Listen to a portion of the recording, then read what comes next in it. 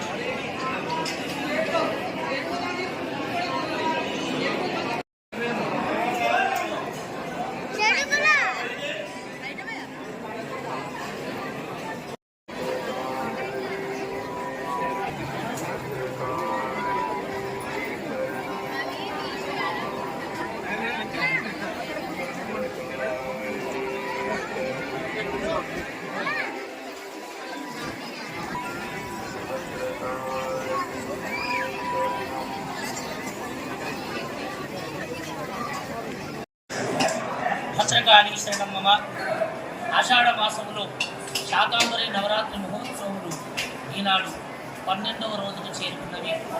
అమ్మవారిని పంచదశి క్రమాన్ని అనుసరించి సన్నాగాను, షోడశి క్రమాన్ని అనుసరించి నీల పతాకగాను ఈరోజు అలంకరించి పూజించి ఆరాధించడం జరుగుతున్నది. ఈనాడు తొలి ఏకాదశి.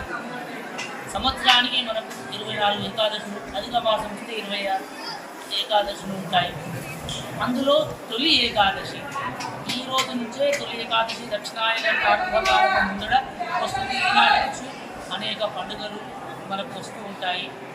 తొలి ఏకాదశి నాడు మహావిష్ణువు యోగ నిద్రలో అతిక్రమించడానికి సిద్ధపడతాడు. అలాగే చాతుర్మాస్యాలు అంటారు. ఈ చాతుర్మాస్య దీక్షలు కూడా యతీశ్వరులందరూ కూడా ఈనాటి నుంచి 4 నెలల పాటు చేస్తారు. మళ్ళీ కార్తీక శుద్ధ ఏకాదశి వరకు ఈ దీక్ష కొనసాగుతుంది. ఈనాడు అమ్మవారిని ఘనస్వరూపిణిగా ఘనమైన కీర్తి ప్రఖ్యాతులను అమ్మవారు అందజేస్తుంది. నీళ్ళ పతాకగా మనకు సర్వసిద్ధులను, అష్టసిద్ధులను మనకు సిద్ధింపజేసి మన యొక్క మనస్సును రంజింపజేసి తన వైపు భక్తి మార్గం వైపు నీళ్ళ పతాకాదేవిగా అమ్మవారు మార్చుకుంటుంది. ఈ విధంగా శాకాంబరి నవరాత్రులు 21 నాడు ఆకుకూరలు, కూరగాయలతో సంపూర్ణ శాకాంబరిగా అమ్మవారు అవతరించనున్నది. ఈ 15 రోజుల పాటు ఏ రోజు దర్శించినా అమ్మవారు ఆ రోజు ఫలాన్నే కాదు మనకు ఆయుష్ను, ఆరోగ్యాన్ని, సంపదను కూడా జగన్మాత అందజేస్తుంది. భద్రకాళి శరణమ్మ.